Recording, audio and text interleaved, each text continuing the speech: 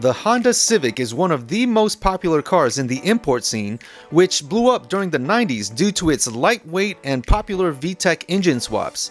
It still has a loyal following after several decades, and there's been many different types of builds, but which one is the ultimate street Honda considering budget? Because that was also one of the main reasons it was so popular.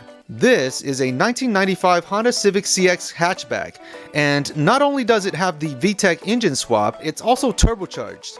In this video, I'll give you the details of the engine, turbo setup, weight, driving impressions, and quarter-mile time. And here it is, a great example of what a turbocharged Honda Civic should be for the street. Let's take a look at what's inside and on the outside.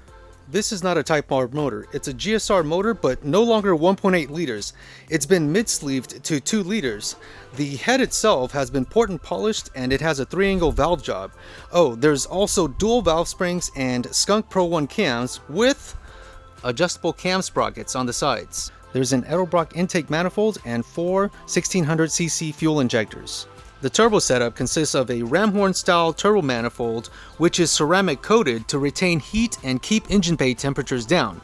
The GT30R ball bearing turbo, which is located right here, is used for a responsive street setup and is capable of above 500 horsepower.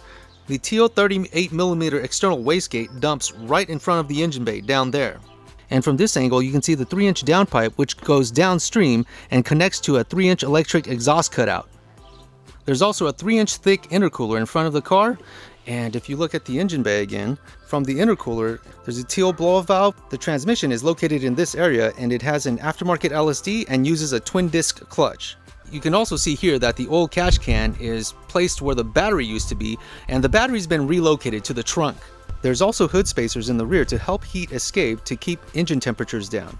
This whole setup is tuned on E85 using Honda and boost by gear, making a little above 550 horsepower. That's it for the engine bay. Let's take a look at the rest of the car.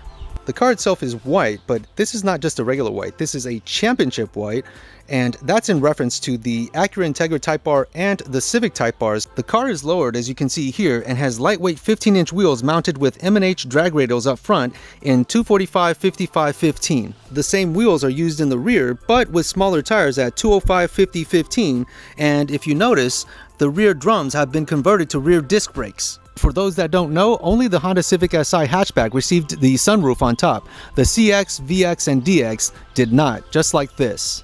The rear of the car is very subtle, other than the 2.0 badging, and you can see the muffler looks stock. Now let's take a look inside. You can see the Del Sol seats right here, and the rear seats are actually from an Integra Type R.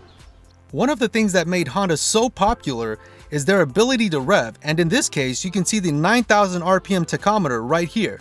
Looking to the left, you can also see an air fuel gauge and a boost gauge right here. The shifter has been swapped out for a GSR shifter and shift knob, which makes shifting very precise. Okay, so what do you guys think? How much does it weigh? Let's find out right now. 2,389 pounds. That pretty much sums up the car. Let's go out for driving impressions.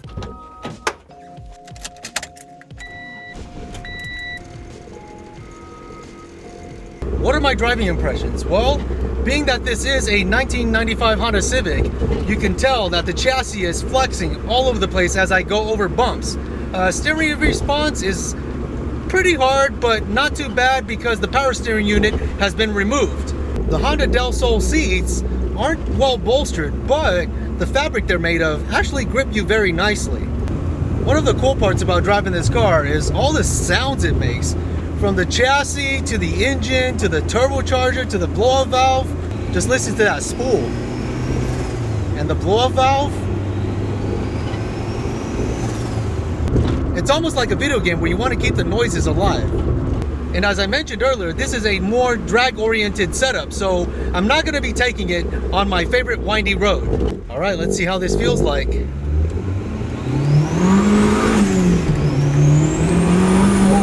Torque steer. Wow.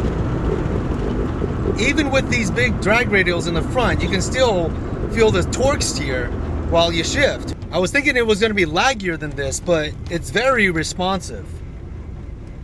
I'm going to open the exhaust kit out for this one. And you can hear right there. Wow, super loud.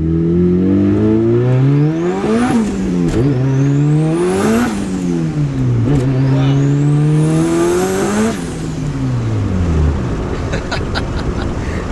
You can just feel the tires roasting as you progress through the gears. And I was very cautious on that one too. For having such big tires in the front, it's still not able to get traction. But it's probably better this way because it's using boost by gear compared to it not having boost by gear. Okay, so let's do a roll with the exhaust cutout open.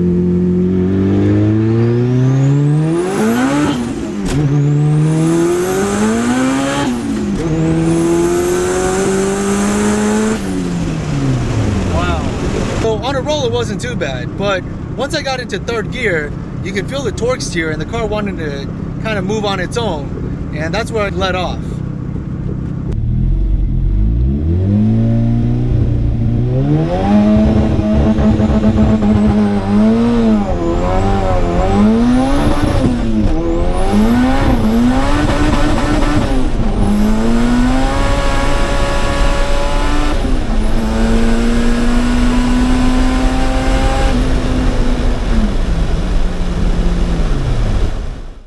So, what are my initial thoughts after this rare experience?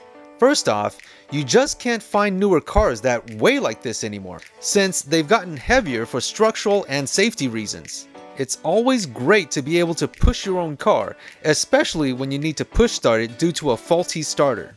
The VTEC engagement and high RPM power band reminded me of past Honda motors, except this one is much more powerful.